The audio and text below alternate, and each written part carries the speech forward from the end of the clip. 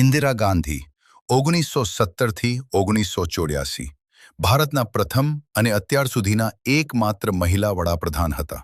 તેઓ જવાહરલાલ નહેરુના પુત્રી હતા અને 1966થી 77 તથા 1980થી 84 દરમિયાન દેશનું નેતૃત્વ કર્યું હતું.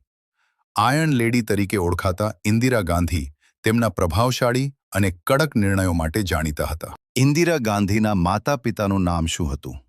ઇન્દિરા ગાંધીના પિતા જવાહરલાલ નહેરુ અને માતા કમલા નહેરુ હતા. જવાહરલાલ નહેરુ ભારતના પ્રથમ વડાપ્રધાન હતા.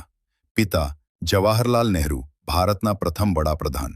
માતા કમલા નહેરુ. જન્મ 19 નવેમ્બર 1917 અલ્હાબાદ. પતિ ફિરોઝ ગાંધી. ઇન્દિરા ગાંધી પોતે ભારતના પ્રથમ મહિલા વડાપ્રધાન રહી ચૂક્યા છે. ઇન્દિરા ગાંધીનું મૂળ વતન ક્યું હતું?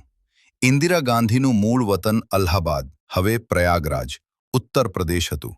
તેમનો જન્મ પ્રખ્યાત નહેરુ પરિવારમાં થયો હતો અને તેમના પિતા જવાહરલાલ નહેરુ હતા. તેમનું બાળપણ અલ્હાબાદના પ્રખ્યાત ઘર આનંદ ભવનમાં વીત્યું હતું. જન્મ 19 નવેમ્બર 1917 અલ્હાબાદ.